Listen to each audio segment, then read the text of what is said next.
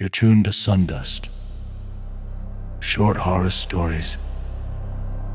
Tonight we trek north, deep into the frozen spine of Maine, where Baxter State Park cradles Mount Katahdin like a clenched fist. Here the pine stands sentinel.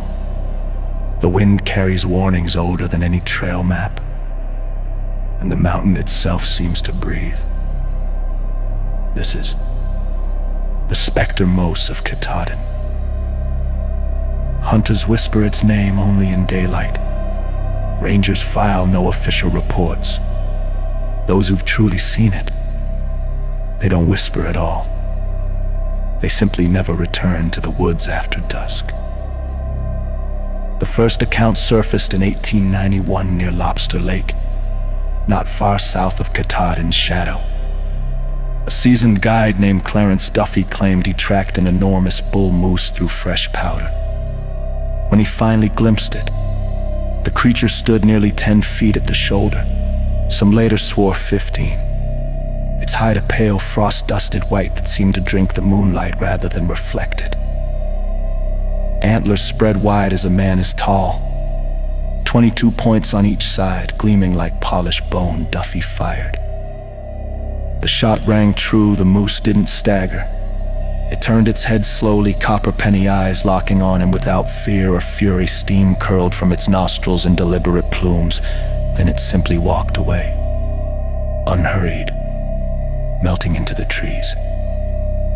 Duffy laughed it off with his campmates that night. By spring, he was gone. Searchers found only his rifle-driven barrel first into the snow beside a line of hoof prints the size of dinner plates. The tracks marched straight across a frozen lake and stopped dead in the center. No hole in the ice, no body beneath, just silence. Decades passed, sightings flickered like embers. A logger in 1901 hearing antlers scrape branches high overhead in fog too thick to see his own hands. A road crew in the 1930s watching a luminous shape pace the tree line parallel to their headlights, never crossing into the beam. A New York sportsman who emptied his rifle into the thing near Chairback Mountain, bullets flattening harmlessly against that ghostly hide. The moose turned, lowered its massive rack and charged. The man barely scrambled into a bear den. The beast circled outside for hours before drifting away, bored. Locals say the Spectre Moose is no ordinary cryptid. It's the mountain's anger given form, guardian or vengeance, depending on who's telling. When loggers take too many old-growth pines, when hunters kill for trophies instead of need, when outsiders carve deeper scars into Katahdin's flanks, it walks. Its breath is said to rim branches in instant hoarfrost. Its call isn't a bellow, it's the slow, tortured groan of ancient fir splitting in deep freeze.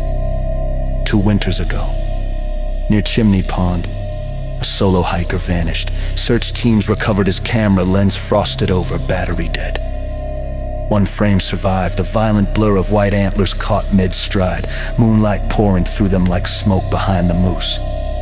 The forest itself seemed to bend, trees curving inward, as if pulled by invisible gravity lit from somewhere deep within the trunks. Forensics called it exposure artifact. Enhancements told another story. The glow wasn't on the moose. It emanated from the woods embracing it. That same week, Rangers tracked fresh tracks, hooves sunk 8 inches into ice-hard pack, far too large for any living bull. The prints climbed past the Crumhulls line where no moose should venture, straight up sheer rock toward the tableland. 1 ranger's radio crackled open. It's above the fog line now, just standing there watching. 38 seconds of open air breathing, and static swallowed everything. They found his snowshoes on a north-facing ridge, half buried. His boot prints ended abruptly at the rising wall of mist around them. Snow had melted in a perfect circle, as if something immense had exhaled heat instead of cold, old-timers still say. And the moon rides high and brittle, and the wind drops to nothing. Listen for antlers scraping stars. If you spot the pale shape towering against the ridgeline, taller than any horse crowned with a rack that could span a 2-lane road, do not raise your weapon. Do not run. Drop to your knees. turn away. Pray the mountain has already taken what it came for, because if those copper eyes meet yours, your next breath won't fog the air. It never will again. You've been listening to Sundust Short Horror Stories. If this tale from Maine's frozen heart set your own pulse stumbling, drop a comment below, smash that like and subscribe so you don't miss the next shadow moving through the pines. Till next time.